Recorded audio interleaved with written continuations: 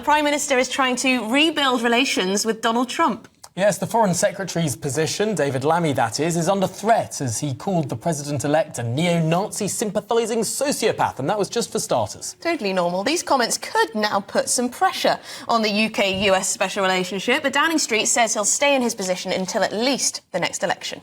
Well, it's also been reported that Donald Trump is set to stop Britain's deal to give away the Chagos Islands when he returns to the White House. That was following criticism, severe criticism, from Republicans on the Hill.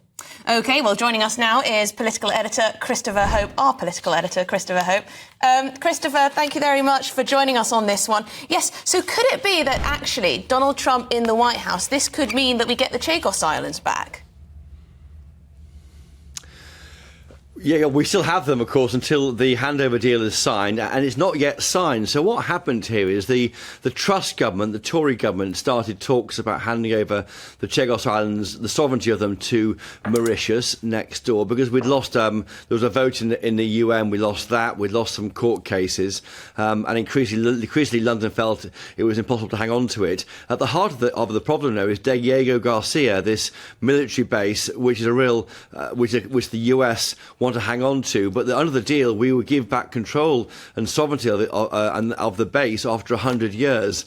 Now, Joe Biden approved this deal, but there's rumblings, we think, that Donald Trump will not agree, and because the treaty is not yet signed, it won't be signed till early next year, it'll be on his watch when it finally gets done. So one person who's been taking up the fight on this issue and concerned about it is our colleague and the Reform UK leader, Nigel Farage, and I asked him last night on his show on GB News about the issue of the Chagos Islands. All I can tell you is that I've spoken to people in the military here, I've spoken to people close to the incoming Trump administration, and there are deep concerns about a Mauritian government that is moving a long way to the left, that doesn't appear to like America very much, that is getting closer to China, even though it's not part officially of the Belt and Road Initiative. And it's all well and good saying there's a lease deal, but hey, we heard there was a lease deal on democracy in Hong Kong, and look what's happened to that. And I think this will be a source of great concern for the Americans. It would have been very difficult to do the Gulf War, very difficult to do the Iraq War without Diego Garcia. It is that and Guam are the only real assets America's got in that whole part of the world. It is something that is very important. It is something that will be discussed, obviously, and of course I have my own view on that. Nigel Farage last night talking to GB News when I was presenting his show. Now, the deal was signed on October the 3rd. The Chagos Islands, I should say, there are a cluster of around 60 islands in the Indian Ocean. They are of vital geopolitical importance, and that's what Nigel Farage was alluding to, both to the UK and the US. Now, there's a group called Chagosian Voices, and I've been in touch with them for your show, Tom and Emily. They are very keen to speak to Nigel Farage. They've released videos of people who were forcibly removed from those islands by the UK back in the late 60s. They all live around Gatwick area. They got off the plane and stayed in that area. They want to go back. And increasingly, I think their voice is the ones which might be heard more and more. And the reason why we don't have any debate on sovereignty over Gibraltar and the Falkland Islands is because the people living there don't want it. Well, the Chagosians who are removed from these islands also don't want to be removed from the islands by the UK, and it may just be they get their own way, because Nigel Farage knows the mind of Donald Trump more than most. This is a fascinating issue, of course, because it was one of these early sort of giveaways that the new government sort of signed up to, perhaps thinking that actually this would help their relations with the United States. I mean, it did seem it was done in conjunction with the Democrat administration in the United States, involving this 100-year lease deal for the base, almost as if they were worried that the islands would be taken away at a UN level or something, so wanted to secure that base. But perhaps the new Trump administration cares less for advisory votes at the United Nations than the previous administration did. I mean, this really could change all of those assumptions. Well, it's definitely up in the air, and it will need to be signed off by the new US president. He's due to be sworn as in that role on January the 20th, and after that, everything's in play. So I think the deal they agreed and announced on October the 3rd, before elections in Mauritius, which many attacked, particularly on the Tory side. Even though the Tory government started the talks, their contention is they never meant them to get anywhere. They did that to humour Mauritius and allow it to carry on and run into the sand, as it were. So no deal was expected. I mean, it looks, for many, giving away sovereignty over any parts of the world is contentious. And when you have a military base so important for refuelling nuclear submarines as much as anything else, UK nuclear submarines, that's why I think so many in Britain might support Trump if he vetoes this deal. Thank you very much, Christopher Hope, our political editor. Very interesting. Would it be a bit embarrassing for Starmer and David Lammy if Donald Trump were to just say, nope, not happening? Well, it's the bonkers thing about it all. Why would it be embarrassing for the British government to maintain British territory? Because they said they're giving it away. Why is that the embarrassing option here? I mean, I completely agree with you. It would be embarrassing for the government, but doesn't that just explain how through the looking glass we have got to now? Like, what a point we have reached as a country where the embarrassing option is maintaining your territorial integrity as a country, and the less embarrassing option is literally giving away territory. I mean, what? How far we've fallen, Tommy. How far we've fallen.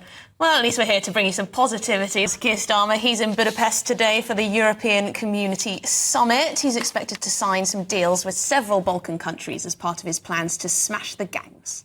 Well, this comes as Europe continues to digest the news that Donald Trump will soon be returning to the White House and what that will mean for this continent. Yes, it's very interesting, the different reactions from the different European leaders. But for more reaction, we can now speak to GB News Home and Security editor Mark White. Of course, there's a big political elephant in the room, which, of course, is Donald Trump's election in the United States. But what was on the agenda in terms of migration, and what exactly is going to be agreed?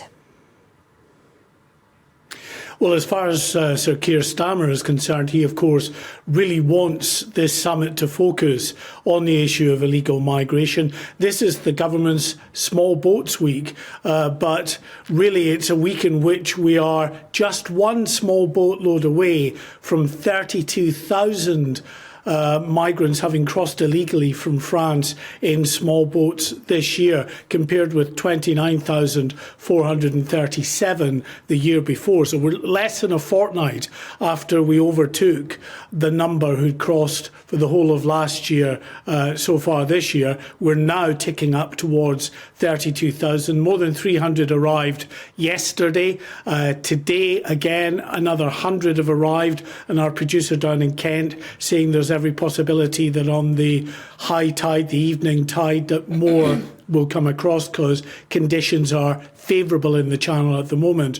But it's not all via the sort of the Channel, or at least the Mediterranean, from a European perspective, that Sir Keir Starmer is focused on as he tries to get them enthused about the message of going after the organised people smugglers and smashing the gangs. There are these land routes as well, particularly in through the Balkan routes, and that's why he's signing this deal with North Macedonia, Serbia and Kosovo, in the hope that they can strengthen the criminal investigations that take place to dismantle the people smugglers further uproot, to stop the people smugglers getting these migrants into Europe in the first place. But really, it's going to be so difficult, isn't it, to try to get minds focused on the concerns over migration when everyone at that summit will just want to focus on Donald Trump and what a new presidency from Donald Trump will mean, particularly for European security. Oh, to be a fly on the wall. Yes, Mark. 32,000 you say we're just coming up to this year. How much is that costing the taxpayer? Do we know? Well, billions. Around about 7 billion every year in accommodation alone, we know that it's about 7 to 8 million a day in hotel accommodation for these people when they come across, because they have to be housed somewhere, to the point, of course, where the government has had to put a rapid handbrake turn on its plans to end the use of hotels for migrants. They're now in negotiations with 2 more hotel chains to try to acquire more hotels to put these people coming across, because we have had a significant surge, and a surge that is going to continue probably at least by the end of this month, I would say, up to 35,000 and maybe 40,000 by the end of the year. That is a very significant number when you compare it to the 29,500 last year. Okay, not as many as the 45,000 the year before, which was an extraordinary year. But as I say, there's still the better part of 2 months to go. So who knows just how many more will come across. There are plenty waiting there. Our producer in Kent has told us, speaking to his contacts in France, that there are thousands of people not just lined up in northern France in the makeshift camps from Dunkirk down to Calais and even down to Boulogne, but further inland, where they wait until it's their turn to take a boat across to the UK, and then they're shipped to the coastline to meet up with that boat that usually comes in by road from Germany.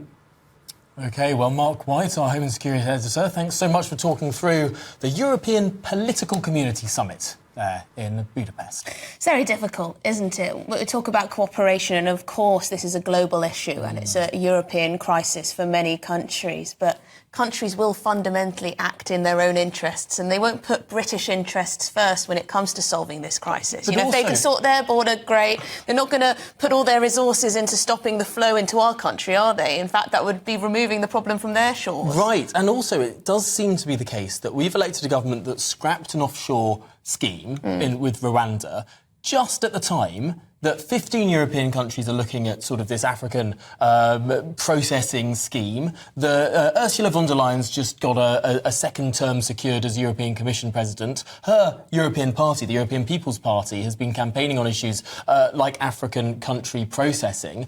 Giorgia Meloni is doing her deal with Albania in terms of processing people there. And then you've got Viktor Orban, who's hosting this summit. He's not exactly a sort of wilting daisy on this issue either. Well, he's just walls up, isn't he? Yeah. He's just walls up and, control those borders at all costs.